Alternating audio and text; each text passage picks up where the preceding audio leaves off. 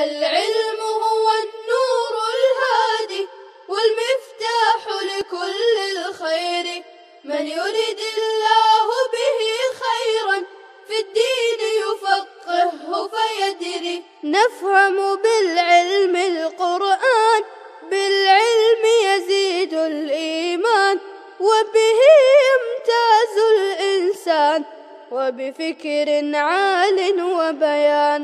تنزل بالعلم الرحمات، بالعلم تنال الجنات، وبه ترتفع الدرجات، وتضاعف فيه الحسنات. العلماء يخشون الله إذ عرفوا آيات الله. الحمد لله رب العالمين والعاقبة للمتقين والصلاة والسلام على سيد الأنبياء والمرسلين سيدنا وحبيبنا وحبيب رب العالمين محمد وعلى آله وأصحابه ومن هدى بهديه إلى يوم الدين. امام مسلم نے کتاب الایمان کے تحت ایمان میں اضافہ کرنے والی اور ایمان کے لیے متقاضی کون کون سی صفات ہو سکتی ہے ان صفات کو بیان کیا، اور ان صفات کو بیان کرتے ہوئے خاص طور پر آخر میں بیان کیا الدین والنصیحہ، دین نام ہے خیر خواہی کا. تو دنیا میں انسان کے لیے سب سے زیادہ ضروری یہی ہے کہ انسان کے دل میں دوسرے کی خیر خواہی ہو. اسی طریقے سے دوسری چیز جو امام مسلم نے ابواب میں بیان کی ہے وہ ہے نبی کریم صلی اللہ علیہ وسلم سے محبت، کہ آپ صلی اللہ علیہ وسلم کی محبت یہ تمام چیزوں پر غالب ہونی چاہیے. علامہ انور شاہ کشمیری رحمۃ اللہ علیہ فرماتے ہیں کہ محبت کی 3 قسمیں ہوتی ہے. ایک ہوتی ہے محبت طبعی، دوسری ہوتی ہے محبت عقلی، اور تیسری ہوتی ہے محبت شرعی. محبت طبعی کہتے ہیں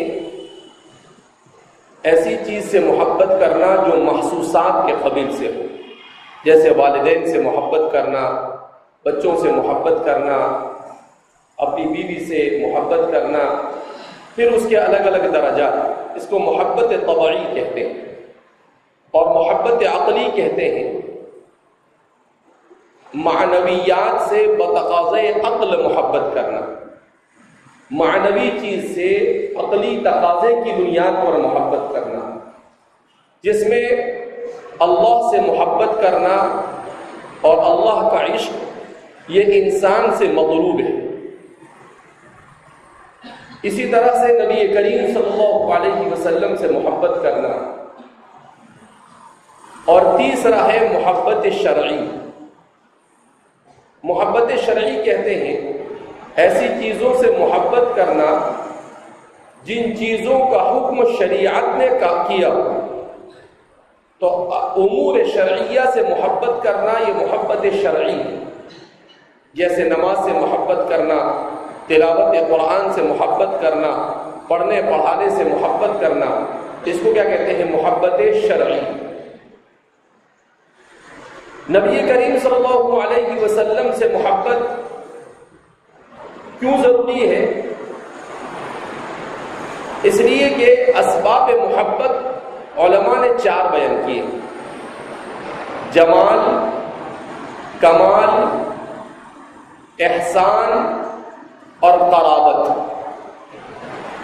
ان 4 اسباب سے انسان کسی بھی چیز سے محبت کرتا ہے. نبی کریم صلی اللہ علیہ وسلم کی ذات اقدس میں یہ 4 اسباب بدرجہ اتم موجود ہیں. آپ صلی اللہ علیہ وسلم صاحب جمال بھی تھے. ام المؤمنین عائشہ صدیقہ رضی اللہ تعالی عنہ فرماتی ہے کہ ہم تاریک رات میں سوئی کا دھاگا آپ صلی اللہ علیہ وسلم کے چہرے انور کے قریب جا کر کیا کر دیا کرتے تھے؟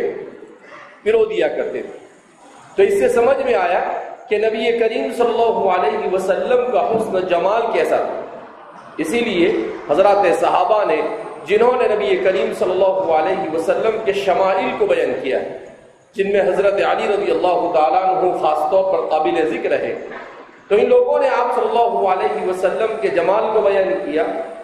کوئی صحابی کہتا ہے کہ میں 14ویں کے رات کے چاند کو دیکھتا تھا اور چہرے انور کو دیکھتا تھا. آخرکار میرے دل نے یہ فیصلہ کیا کہ نبی کریم صلی اللہ علیہ وسلم اجمل من القمر، کہ حضور چاند سے زیادہ خوبصورت. یہ صحابہ مبالغہ نہیں کرتے تھے، یہ حقیقت تھی. اسی لیے سیدنا حضرت حسان بن ثابت رضی اللہ تعالیٰ عنہ نے نبی کریم صلی اللہ علیہ وسلم کے حسن جمال کو بیان کرتے ہوئے بڑا عجیب و غریب شعر کہا: احسن منک لم تر قط عینی واجمل منک لم تلد النساء خلقت مبرأ من كل عیب كأنك قد خلقت كما تشاء. کہ آپ سا حسین دنیا میں کسی ماں نے نہیں جنا. احسن منک لم تر قط عینی وَأَجْمَلَ مِنْكَ لَمْ تَلِدِ النِّسَاءُ، اور آپ جیسا خوبصورت بھی کوئی ماں نہیں جن سکی. کیا مطلب؟ جمال اور حسن میں فرق ہوتا ہے. حسن کس کو کہتے ہیں؟ کہ بدن کے ہر چیز کا، ہاتھ کا، پاؤں کا، ناک کا، کان کا، ہونٹوں کا، آنکھوں کا، ان سب چیزوں کا معتدل ہونا، یہ ہے حسن. یہ کیا ہے؟ حسن. اور جمال کہتے ہیں رنگت. جمال کس کو کہتے ہیں؟ رنگت کو. کہ رنگ نہ بہت زیادہ سفید ہو، اس لیے کہ بہت زیادہ سفیدی بھی انسان کو نہیں بھاتی ہے، اور نہ بالکل سیاہ ہو، بلکہ ایسا ہو کہ جو انسان کی آنکھوں کو بھائے، تو اسے جمال کہا جاتا ہے. تو فرماتے ہیں کہ آپ صلی اللہ علیہ وسلم میں جمال بھی تھا. اسی لیے فارسی کا شاعر کہتا ہے: حسن یوسف دم عیسیٰ ید بیضا داری آنچ خوباں ہما دارن تو تنہا داری. کہ اے محمد عربی صلی اللہ علیہ وسلم، حسن یوسف اور دم عیسیٰ اور ید بیضا، کہ جتنی خوبیاں پہلے انبیاء میں تھی، یوسف علیہ السلام کا حسن و جمال تھا. حضرت عیسیٰ علیہ السلام کسی چیز میں پھونک دیتے تھے تو اس میں زندگی آ جاتی تھی، وہ ان کی خصوصیت تھی. حضرت موسیٰ علیہ السلام کو اللہ نے معجزہ ید بیضا عطا فرمایا تھا، جس کو قرآن کریم نے سورہ طٰہٰ میں بیان کیا: وَادْخِلْ يَدَكَ فِي جَيْبِكَ تَخْرُجْ بَيْضَاءَ مِنْ غَيْرِ سُوءٍ آیَةً أُخْرَى لِنُرِيَكَ مِنْ آیَاتِنَا الْكُبْرَى. تو فرماتے ہیں وہ ساری چیزیں آنچ خوباں ہما دارن، ان تمام انبیاء میں جو خوبیاں تھیں، تو تنہا داری، آپ اکیلی، آپ کی ذات میں وہ تمام کے تمام خوبیاں کیا ہوتی ہے؟ پائی جاتی ہے. تو آپ صلی اللہ علیہ وسلم کا حسن و جمال بھی بے مثال تھا. اسی طریقے سے اس کے لیے کمال ضروری. کمال کس کو کہتے ہیں؟ انسان میں کمال کے لیے اس کے علم، اس کی عقل و ذہانت اور اس کے اخلاق کا بہترین ہونا ضروری. اسی لیے نبی کریم صلی اللہ علیہ وسلم نے ارشاد فرمایا: بعثت لأتمم مکارم الاخلاق، کہ میں مکارم اخلاق کے لیے بھیجا گیا. تو یہ آپ کا کمال تھا. اور آپ صلی اللہ علیہ وسلم احسان، تو آپ صلی اللہ علیہ وسلم کا جتنا احسان ہم پر ہے، اتنا احسان کسی اور کا کسی اور پر نہیں. آپ صلی اللہ علیہ وسلم پر اسی لیے بار بار درود پڑھنے کے لیے کہا جاتا ہے کہ نبی کریم صلی اللہ علیہ وسلم کے احسان تلے آپ کی امت ایسی دبی ہوئی ہے کہ پوری زندگی بھی درود پڑھے تب بھی آپ پر، آپ کے جو احسانات ہم پر ہے اسے ہم ادا نہیں کر سکتے، کیونکہ آپ نے ہمارے لیے ہر طرح کی مشقتوں کو برداشت کیا، جن مشقتوں کا ذکر بھی انسان کے لیے، ان کے ذکر سے بھی انسان کے بدن کے رونگٹے کھڑے ہو جاتے ہیں. تو آپ صلی اللہ علیہ وسلم کا احسان بھی ہے اور قرابت. تو ظاہر سی بات ہے آپ صلی اللہ علیہ وسلم نے ہمارے لیے نجات کا سامان مہیا کیا، لہذا آپ ہمارے روحانی والد ہوئے۔ آپ جب ہمارے روحانی والد ہوئے تو ظاہر سی بات ہے آپ سے بڑھ کر ہمارے لیے اور کوئی قرابت کا حامل ہو سکتا نہیں۔ اسی لیے نبی کریم صلی اللہ علیہ وسلم کی محبت تمام محبتوں پر، اس لیے فرماتے ہیں کہ اصل محبت اللہ کی ہے، اور نبی کریم صلی اللہ علیہ وسلم کی محبت اس کے لیے اتمام اور تکملہ۔ آپ صلی اللہ علیہ وسلم سے محبت کرنے سے اس میں اتمام اور کمال پیدا ہوتا ہے۔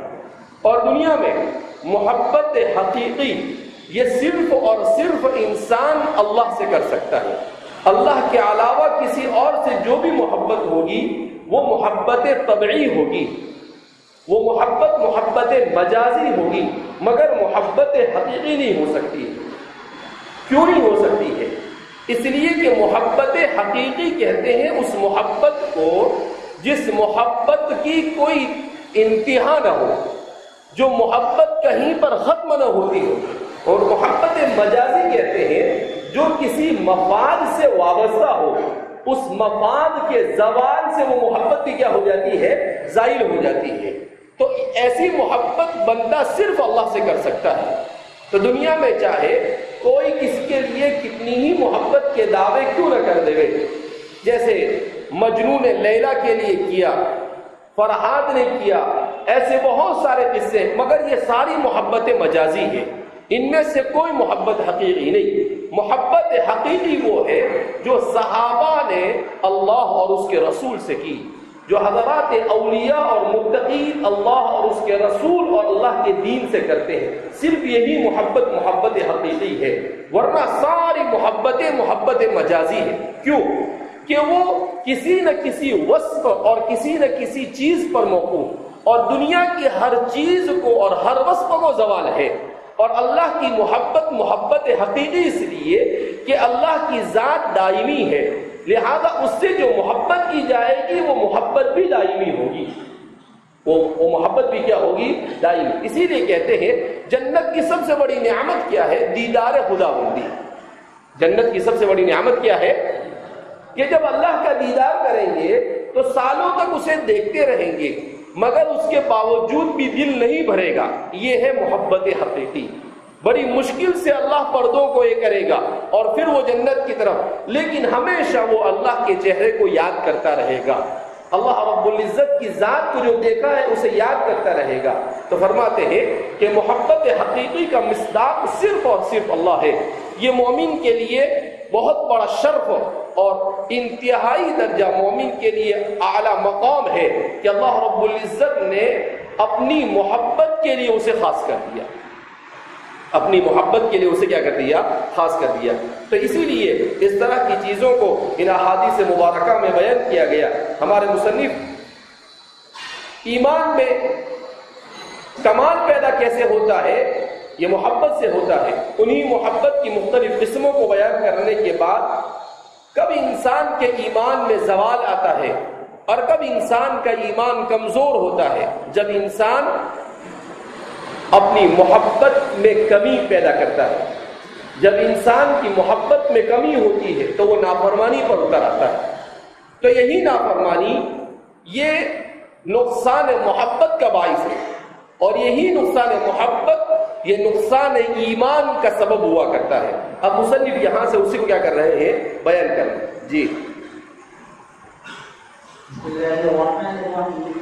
قال حدثني عبد الملك بن شعيب بن زيد بن سعد قال حدثني ابن عبد قال حدثني عقيل البخاري قال ابن شهاب اخبرني ابو بن عبد الرحمن بن الحارث بن هشام بن ابي هريره رضي الله عنه وعنه انه قال ان رسول الله صلى الله عليه وسلم قال لا يزيد الثاني واقتص الحديث بمثله مع ذكر النهبه ولم يذكر ذات شرف. وقال ابن شهاب حدثني سعيد بن المسيب وابو سلمه بن عبد الرحمن عن ابي هريره رضي الله عنه وعنه من رسول الله صلى الله عليه وسلم بمثل حديث يوم هذا الى النهبه. وبه قال حدثني محمد بن مهران الرازي قال اخبرنا عيسى بن موسى قال حدثنا الأوزاعي الزهري عن ابن المسيب وأبي سلمة وأبي هريرة عبد الرحمن بن الحارث الهلالي عن ابي هريرة رضي الله عنه وعنه عن النبي صلى الله عليه وسلم في حديث مرتين عن الزهري عن ابي هريرة بن عبد الرحمن أن ابي هريرة رضي الله عنه وعنه أجمعين وذكره هو ولم يقل لا الشرطي وبه قال حدثني حسن بن علي بن الحلواني قال حدثنا يعقوب بن إبراهيم قال حدثنا عبد العزيز بن عبد العزيز بن المطلب عن صفوان بن سليم عن عطية بن سالم وميمونة وحميد بن عبد الرحمن بن هريرة رضي الله عنه وعنه أجمعين عن النبي صلى الله عليه وسلم وبه قال حدثنا قتيبة بن سعيد قال حدثنا عبد العزيز يعني الدراوي عن العلاء بن عبد الرحمن عن ابي هريرة رضي الله عنه وعنه من النبي صلى الله عليه وسلم وبه قال حدثنا محمد بن رافع قال اخبرنا عبد الله قال اخبرنا معمر ان همام بن منبه عن ابي هريرة رضي الله عنه وعنه من النبي صلى الله عليه وسلم كل هؤلاء في حديثه غير ان العلاء وصفوان بن سليم ليس في حديثهما يرفع الناس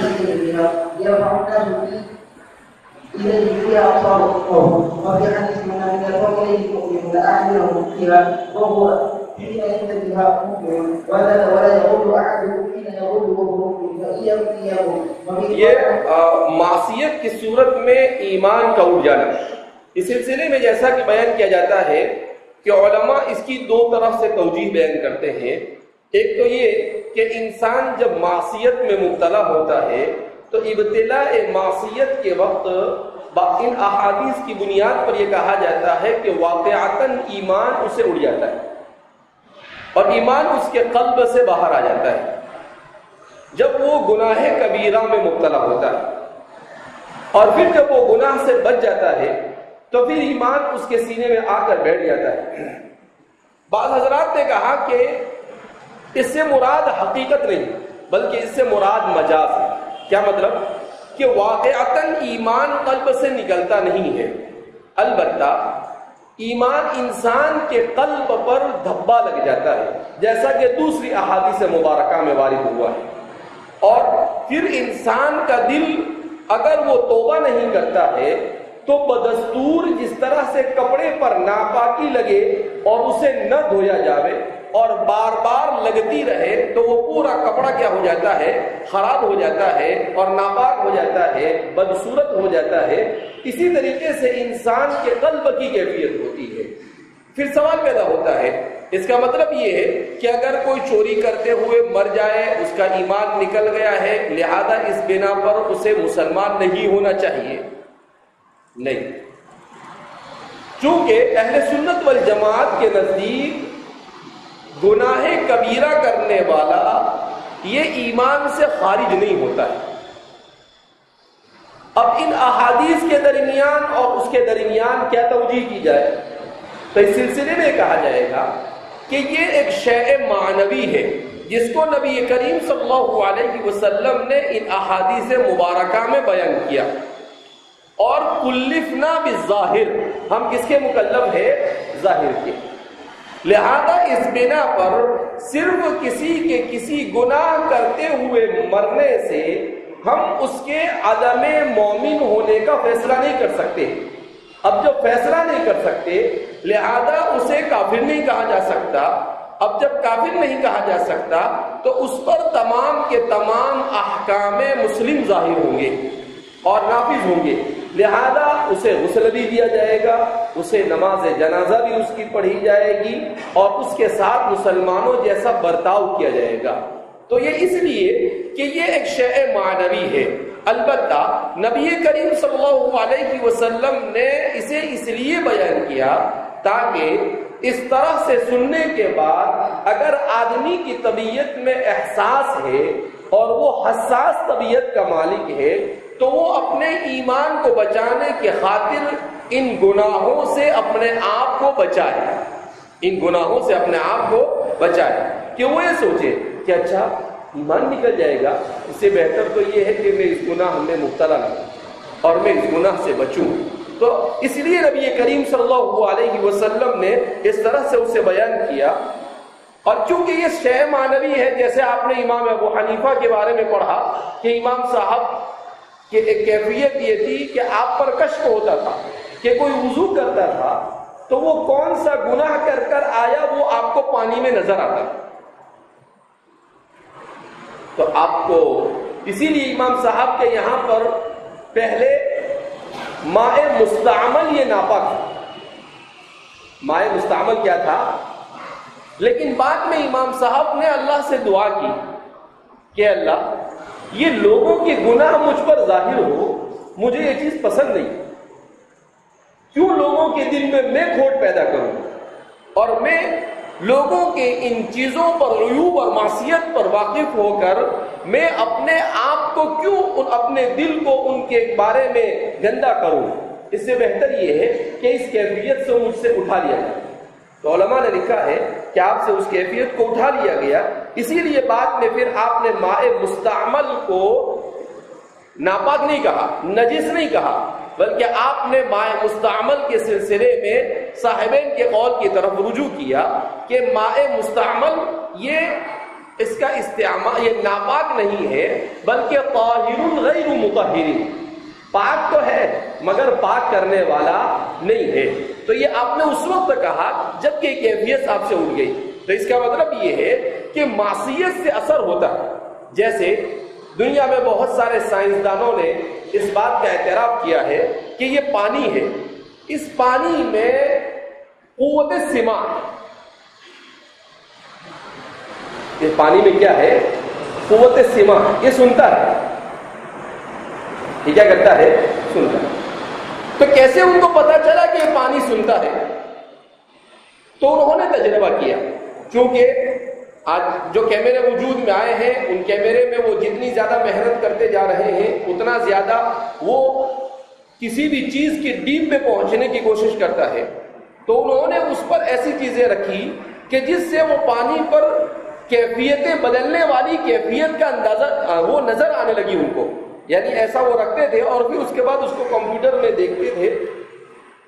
تو انہوں نے دیکھا کہ جب پانی پر قرآن پڑھا جاتا ہے تو اس کی کیفیت کچھ ہوتی ہے، اور جب اس پر کوئی منتر پڑھا جاوے تو اس کی کیفیت کچھ اور ہو جاتی ہے.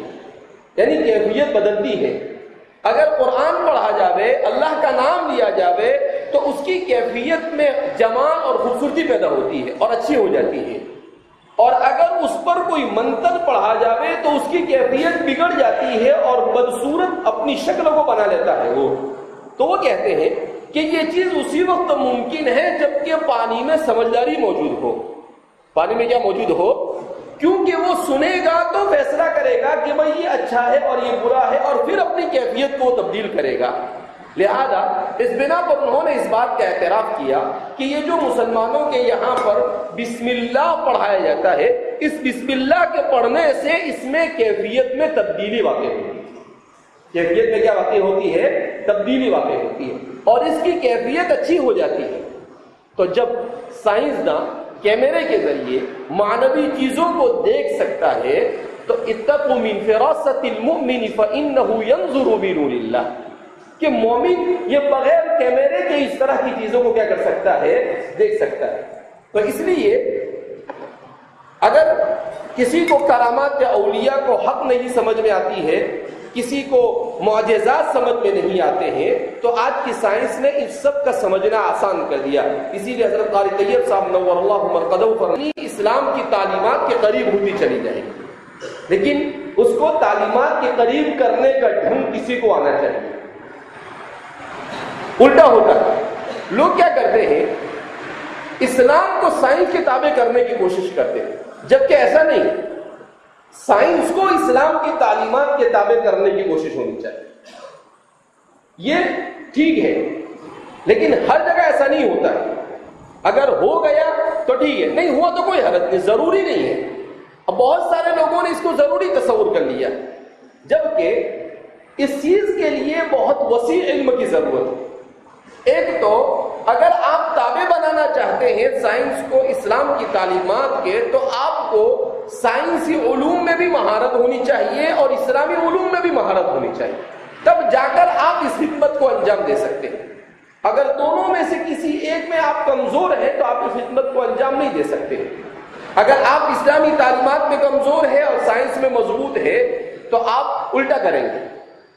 اسلام کو سائنس کتابیں بنائیں، اور اگر آپ اسلامی تعلیمات میں کمزور ہیں اور سائنس میں مضبوط ہے تو اس صورت میں آپ اس خدمت کو انجام دے سکتے ہیں، مگر جتنا سائنس سے زیادہ واقف ہوں گے آپ اتنا زیادہ اس خدمت کو اچھا کیا کر سکتے ہیں، انجام دے سکتے ہیں۔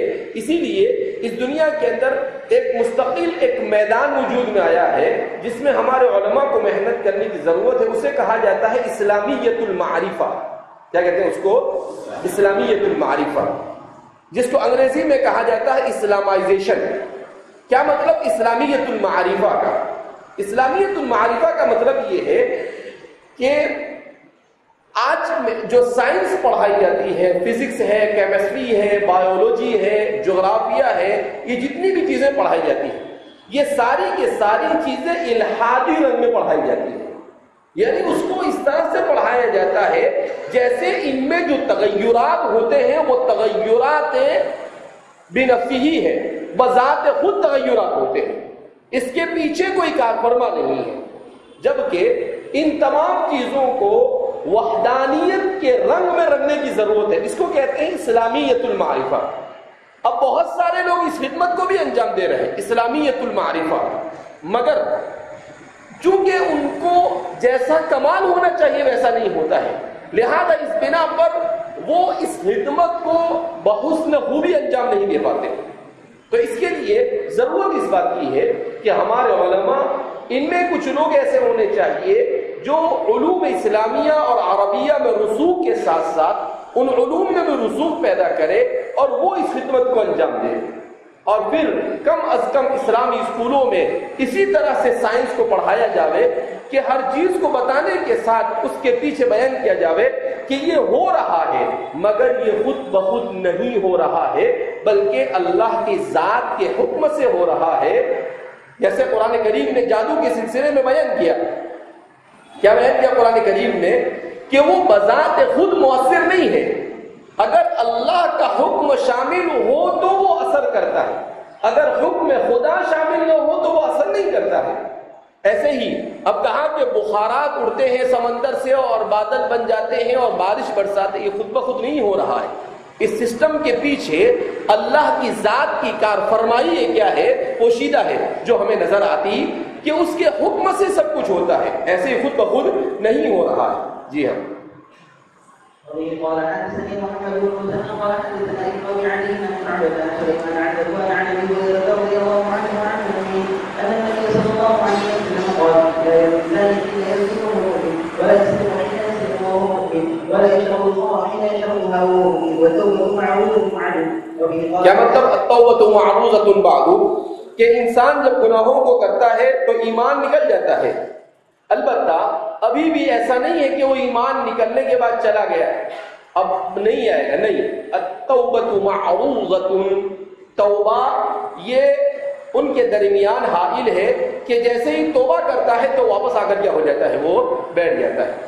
اور توبہ کرنے کے لیے کیا، تو آدمی کو اپنے گناہ پر ندامت ہو جاوے اور آئندہ نہ کرنے کا عزم کر لے، یہ توبہ ہے، اس کو احساس۔ لیکن آدمی گناہ کرنے کے بعد اس گناہ کو اچھا سمجھے تو یہ انسان کے لیے بڑی پرخطر چیز ہے، اس لیے کہ احساس معصیت نہیں، تو انسان کو گناہ تو ہوتا ہے انسان سے، اور گناہ نہ ہو تو انسان فرشتہ بن جائے، تو گناہ تو انسان سے ہوتا ہے۔ انسان کو سب سے پہلے تو کوشش کرنی ہے اپنے آپ کو گناہوں سے بچانے کی، دوسرے نمبر پر اگر اس کے باوجود بھی گناہ ہو جاوے تو پھر اسے توبہ کرنا ہے، تو پھر کیا کرنا ہے، اسے توبہ کرنا ہے۔ انسان کا کمال ہی یہ ہے کہ وہ اپنے آپ کو بچائے، اور بچانے کے اسی لیے کہتے ہیں نا کہ تقویٰ کس کو کہتے ہیں، بچا کر نکل جانا۔ خاردار جگہ سے جیسے انسان اپنے دامن کو بچا کر نکلتا ہے، اسی طریقے سے گناہوں سے بچا کر نکلنا، یہی تو زندگی ہے۔ اگر یہ ساری چیزیں نہ ہو تو پھر انسان کو جنت بھی کیوں دی جاوے بھائی؟ جنت اسی لیے تو دی جا رہی ہے کہ بھائی بچا کر نکلتا ہے یا نہیں۔ اگر نکل گیا تو ٹھیک ہے، اگر نہیں نکلا تو ظاہر سی بات ہے اس کے لیے جہنم تیار ہے۔ اللہ ہماری حفاظت فرمائے۔ جی وبه قال حدثني محمد بن رافع قال حدثنا عبد الله قال حدثنا سفيان عن الأعمش عن ذكوان عن أبي هريرة رضي الله عنه عن ابن رافع قال لا يزال في ذلك ثم ذكر في حديث حمزة وبه قال حدثنا وكيل وقال حدثنا عبد الله. اس میں ایک باب قائم کیا ہے، باب بیان خصائل المنافق، منافق کے خصائل کے بیان میں. یہ منافق کے ان خصائل کو ذکر کیا جا رہا ہے. ان خصائل کو سننے کے بعد آدمی کو اپنے آپ کو، اگر اپنے اندر یہ صفتیں پائی جاتی ہے، یہ اخلاق ذمیمہ اپنے اندر پائے جاتے ہیں، تو ان اخلاق سے اپنے آپ کو دور کرنے کی کوشش کرنی چاہیے. کیوں؟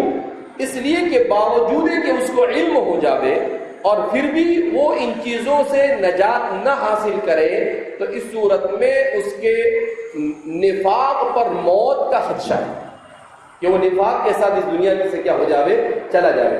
لہذا ان احادیث کو سننے کے بعد اگر ہم میں سے کسی میں ایسی چیزیں پائی جاتی ہے تو ہم میں سے ہر ایک کو جس میں بھی یہ چیزیں پائی جائے اس سے تائب ہونے کی کیا ہے، ضرورت ہے. جی ہاں.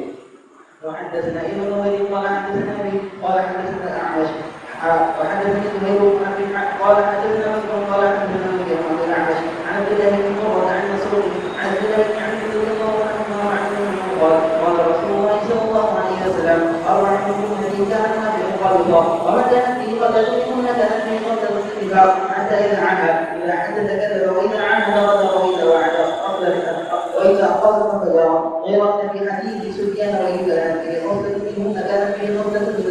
تو اس حدیث میں آپ صلی اللہ علیہ وسلم نے ارشاد فرمایا کہ 4 خصلتیں اگر کسی میں ان میں سے ایک بھی پائے جائے تو اس کا مطلب یہ ہے کہ وہ نفاق میں اس درجے تک پہنچا ہوا ہے.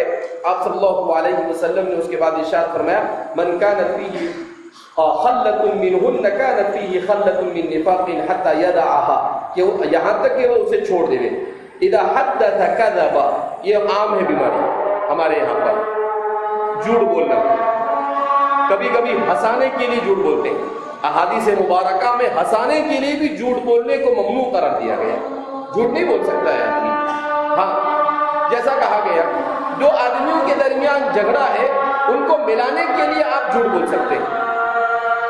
اب بیوی ناراض ہے، اس کو خوش کرنے کے لیے جھوٹ بول سکتے ہیں، لیکن صرف اپنے ساتھیوں کو ہنسانے کے لیے یا کسی کو ہنسانے کے لیے جھوٹ بولنا کہا، اس کی کوئی گنجائش نہیں. تو آدمی کو چیز کو بیانی سے بچنا چاہیے. جھوٹ بولنا یہ منافق کی علامت ہے. اللہ ہم سب کی سے حفاظت فرمائے. وَإِذَا عَاهَدَ غَدَرَ، اور جب کوئی معاہدہ کرے تو اس معاہدے کے خلاف ورزی کرے، دھوکہ دہی سے کام لے، کہ کسی سے کہے کہ آپ سے میں ایسا کروں گا اور پھر اس کے بعد دھوکہ دے، اس چیز کو نہ کرے، اس وعدے کو پورا نہ کرے. تو وعدہ خلافی کرنا یہ بھی خصال نفاق ہے. وَإِذَا وَعَدَ أَخْلَفَ، اور جب کوئی وعدہ کرے اس کی مخالفت کرے. آہدہ اور وعدہ دونوں میں تھوڑا سا فرق پایا جاتا ہے. آہدہ کے معنی آتے ہیں بڑا معاہدہ اور وعدہ کے معنی آتے ہیں چھوٹا معاہدہ. تو بڑا معاہدہ جیسے آدمی یہ کہے کہ میں اللہ تجھ پر ایمان لایا اور پھر اس کے بعد ایمان لانے کے بعد ایمان کے تقاضوں کو پورا نہ کرے، تو یہ ایک قسم سے اس نے معاہدے کو توڑ دیا. جیسے دو حکومتوں کے درمیان معاہدہ ہو جاوے، جیسے طالبان اور امریکہ کے درمیان معاہدہ ہوا کہ ان کو جان چھڑانی پڑی، اپنی زبردستی ہی صحیح جان چھڑانی، اس کو معاہدہ کہتے ہیں. اب اس کے خلاف اگر کرے تو یہ کیا ہے؟ غدر. یہ کیا ہے؟ غدر ہے. جبکہ چپکے سے نکل کے بھاگ گئے. امریکہ بھی اپنے افغانی ساتھیوں کو بتائے بغیر چپکے سے رات میں نکل گئے، ان کو ہوا بھی نہیں لگی. برطانیہ بھی اپنے افغانی ساتھیوں کو بتائے بغیر، جو ان کے ساتھ تھے یعنی منافق تھے، وہ ظاہر سی بات ہے اسلام اور مسلمانوں کے خلاف دشمنوں کا تعاون کرنا یہ عقیدے ولا اور برا کے خلاف ہے کہ جس سے محبت کرنی چاہیے اس سے محبت نہ کر کر جس سے نہیں کرنی چاہیے اس سے محبت کی، تو یہ نفاق ہے. تو ان کو صبح میں پتا چلا کہ وہ تو غائب ہے، کوئی ہے ہی نہیں یہاں پر، ویسے چپکے سے تم دبا کے وہاں سے کیا ہو گئے؟ نکل گئے. تو یہ ایسا معاہدہ ہو اور پھر اس کے بعد اگر کوئی حرکت کرے تو اس کو کیا کہا جاتا ہے؟ غدر کہا جاتا ہے. تو بڑا کوئی معاہدہ کرے. اب اللہ، ایمان کا مطلب اللہ اور اس کے رسول کے ساتھ یہ معاہدہ کرنا کہ ہم آپ جیسا کہیں گے ویسا کریں گے. ان اللہ اشتری من المؤمنین انفسهم واموالهم بان لهم الجنہ. اب اگر ایمان ایمان کے تقاضے کے خلاف کر رہا ہے تو یہ غدر ہے. یہ کیا ہے؟ غدر ہے. اور وعدہ کا مطلب آدمی چھوٹا موٹا کوئی آپس میں وعدہ کرے اور پھر اس وعدے کو اگر وہ پورا نہیں کرتا ہے تو اس صورت میں وہ مخالفت. وہ اذا خاصم فجر، اور جب جھگڑا ہو تو فجور پر اترا. کیا مطلب خاصم فجر کا؟ یعنی جب جھگڑا ہو تو گالی گلوچ پر اترا. جھگڑا ہے تو آدمی جھگڑے کو جھگڑے کی حد تک رکھے، لیکن آدمی اس پر ماں بہن کی گالیوں پر پہنچ جاوے تو کہا کہ یہ خصال نفاق.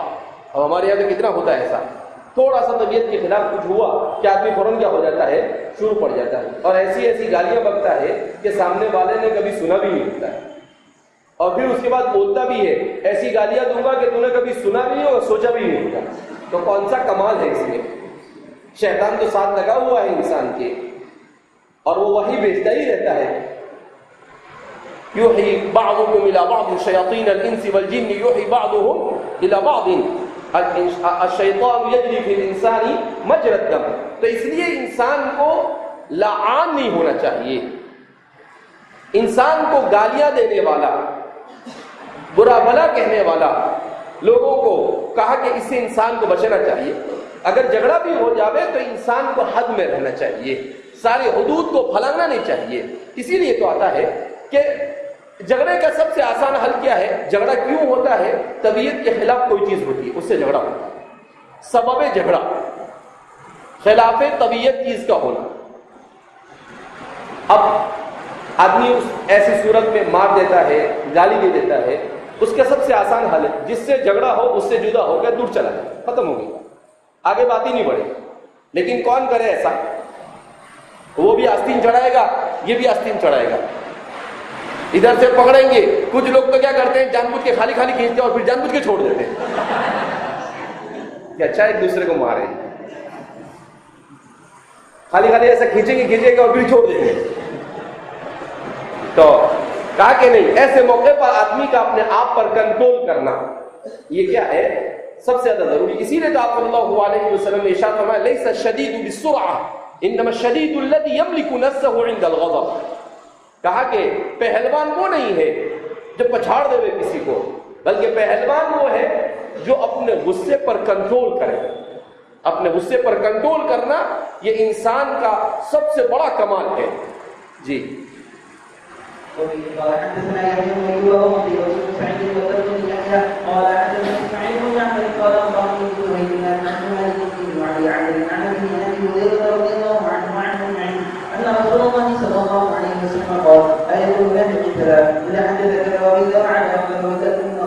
ایک اور صفت کو حضور نے بیان کیا، اذا اؤتمن خان، کہ جب اس کے پاس امانت رکھی جائے تو خیانت کرے. یہ سرپرست لوگ اس چیز کو اچھے سے سنیں.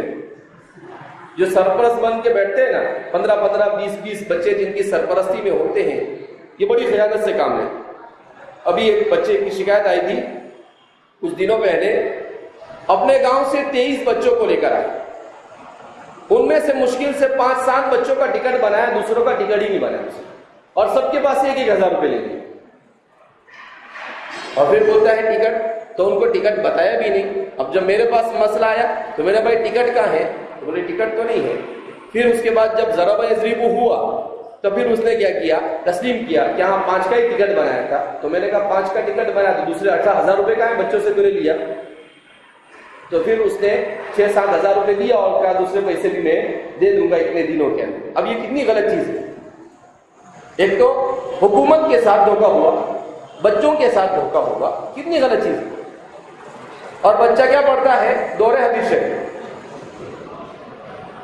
وہ تعلیم میں کیا پڑھتا ہے؟ دور حدیث شریف. میرے اچھے سے دہرائی کی اس کی. تو یہ آپ کے پاس جو امانت رکھی جائے، یہ امانت ہے بچوں کے پیسے، ان کے والدین نے دیا، ان بچوں نے دیا ہے. اور امانت کا تقاضا یہ ہے کہ جیسی دی ویسی اس کو دینی چاہیے. آپ کو اگر اس کے والد نے 100 کا نوٹ دیا تو آپ کو 100 کا نوٹ اسے دینا ہے. اس میں سے خرچ کر لا کر دوسرا آپ کو جمع کرائے تو وہی اسے دینا ہے. آپ ایسا نہیں کر سکتے ہیں کہ آپ اس کو ایک ساتھ رکھ دے اور آپ کی مرضی سے جو چاہے. نہیں، یہ بھی امانت داری کے خلاف ہے. اسی لیے حضرت جابر بن عبداللہ یہ کیا کرتے تھے؟ جب ان کے پاس کوئی امانت رکھنے کے لیے آتا تھا تو کیا کہتے تھے؟ یہ امانت نہیں ہے بلکہ کیا ہے؟ قرض ہے. یہ کیا ہے؟ قرض ہے. تو دو صورتیں ہیں، یا تو وہ طالب علم کہہ دے رہے کہ بھائی یہ قرض ہے، حضرت جابر بن عبداللہ کی طرح. اللہ کے رسول صلی اللہ علیہ وسلم کے صحابہ سے حضور نے ساری چیزیں اللہ نے کروائی کہ بھیا کر کے بتاؤ ان کو، تاکہ بعد میں چل کر ایسا نہیں کہے کہ ہم کو تو پتا نہیں تھا. سب چیزیں پریکٹیکلی طور پر ہوئی.